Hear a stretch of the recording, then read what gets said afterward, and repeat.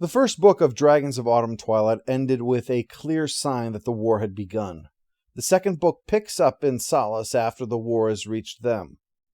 We learn via flashback that Lord Verminard had first approached the Council of High Seekers in Haven, that his war was with the elves, he said. All he wanted was permission to pass through so that his armies could reach Qualinasti and then drive them out, which was a sentiment that many could get behind among the humans. Theocrat in Solace, the crazy guy that burned his hand, remember, is all for this, dismissing the warnings from refugees that flood into town and insisting that theirs will be spared. In fact, he so believes in driving out the elves that he tries to encourage the young men of the village to join Verminard's army and deal with the elf scum once and for all. As thanks for this devotion, the High Theocrat would be among the first sent off to the slave mines. It was in the midst of his speech that 3 red dragons attacked, red dragons being the most powerful of the evil dragons. An army of dragon troops march on the town while the dragons set it ablaze. And remember that Solace is located in the trees, not on the ground. The kitchen is burned right off of the inn, the cook barely escaping with her life, and it falls to Tika to take charge when the proprietor, Otik, collapses in despair. More and more of the wounded are dragged in, as at first it seems like this is the only building spared.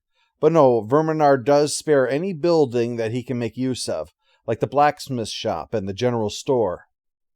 After the surviving buildings are dropped to the ground by the dragons to serve the conquerors, Tika is in despair at having to serve the draconians and goblins that come in here, and having to clean soot every single day that always comes back.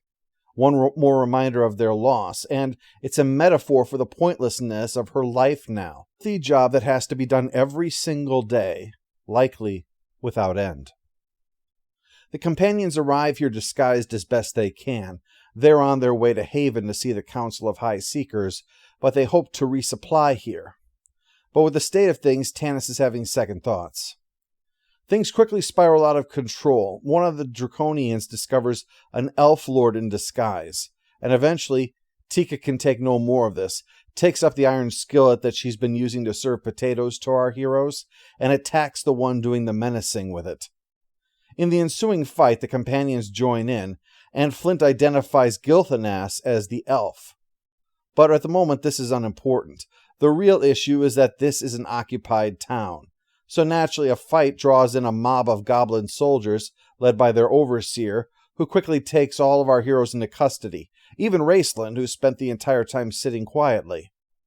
Raceland, we can infer, has been thinking ahead about the inevitable outcome of the fight, and although he tries to bluff that cutting out Tasselhoff's tongue and killing the Kender won't bother him, he does give up in the end, and does what he can to actually help out the others.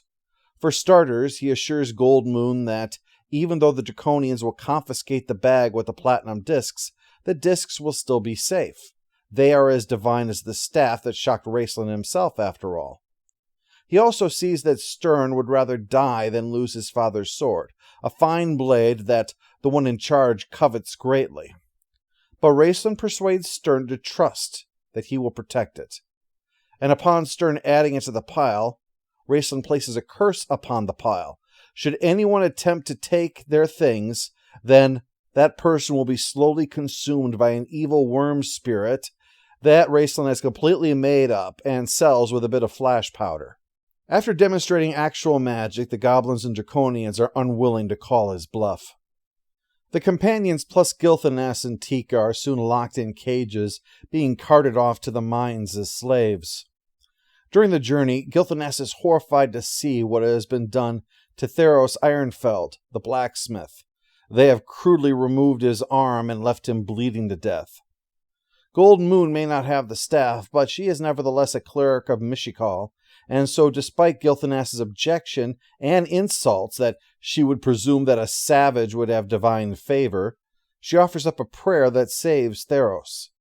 While he is nevertheless amazed at the results, this is the first hint of disdain that the elves have for the humans. As they continue, 2 new characters enter the story. One is Fizban, a powerful magic user, first encountered on the side of the road, having a heated one-sided argument with a tree. He's collected and tossed in with the companions, largely for being an irritant to the Draconians, although this is a fortunate break for our heroes. For starters, Raistlin has not been well, and Fizban is able to see to him. For another, he has insights that might be helpful for their quests against the dragons, knowing of the Dragonlance, and that it wasn't a myth, but a real weapon. Well, incidentally, there were issues about the Dragonlance as far as the story went. Apparently, when they were trademarking the terms, someone assumed that it was an adjective when it was put in there, and so the lawyers were very worried about any use of Dragonlance as a noun.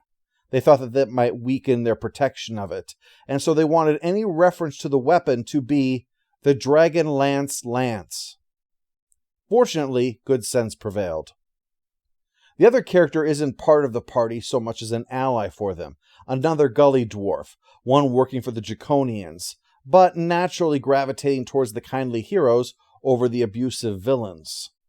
They do their best to get information about what we're dealing with out of him, how Verminard took over the mines to produce weapons in mass quantities, but there's the limitations of gully dwarf intelligence that they have to contend with. Specifics are dubious. Still, he is a potential ally if things get dicey, which sure enough they do because the caravan is surrounded, an attack about to happen. In Tanis' conflict with Gilthanas in these early chapters, we get a sign of just how sometimes a restriction can force the writer to have to think creatively in order to satisfactorily resolve a conflict or a contradiction. While I don't wish to derail this discussion too much, the Discworld series had this quite often as a consequence of Terry Pratchett deciding, with the book Sorcery, that a point had been reached where the storytelling was going to change between what had come before and what it was going to be going forward, where the world was populated with characters rather than with ciphers. Finding ways to create consistency between the patrician of the early books and the Lord Vetinari that resulted later on led to many aspects of the man that made him more complex. The fact that someone like him who enjoys music best by reading it while written down on a page, that would also throw lavish parties, actually made sense when you realize that it gave him an opportunity to listen to others when they've had their tongues loosened. Sometimes restrictions can hamstring the author, yes, but at other times they can inspire the author to head into a direction that they normally wouldn't. Now, in the case of Dragonlance, what the authors were coping with was the fact that they were telling the story of a balanced RPG team. And in game terms, it was decided that rather than a full-blooded elf, a half-elf, half-human was needed. In gameplay, this was a necessity. But in the story, your main characters need to be living, breathing people. In the case of Tanis, the question that arose was, first of all, how would such a union take place? And second, what effect would such a situation then have upon him, both biologically and socially? Forcing them to figure it out, given the world's history that had been conceived for Krynn, meant that they would need to flesh out Tanis' backstory a great deal to have this kind of a union happen.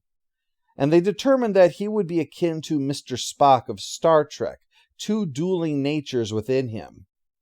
Also, that a combination of the aging of elves and the aging of men would result in Tanis living far longer than any man, but also maturing much faster than any elf, a complexity when your peers are maturing much more slowly.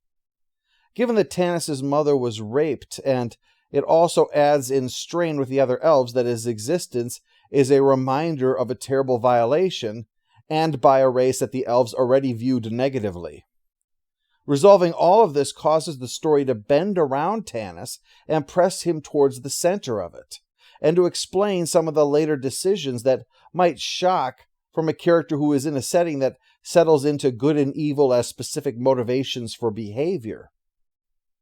But before we get to any of that, we've got to see the results of this ambush, which we'll take a look at tomorrow.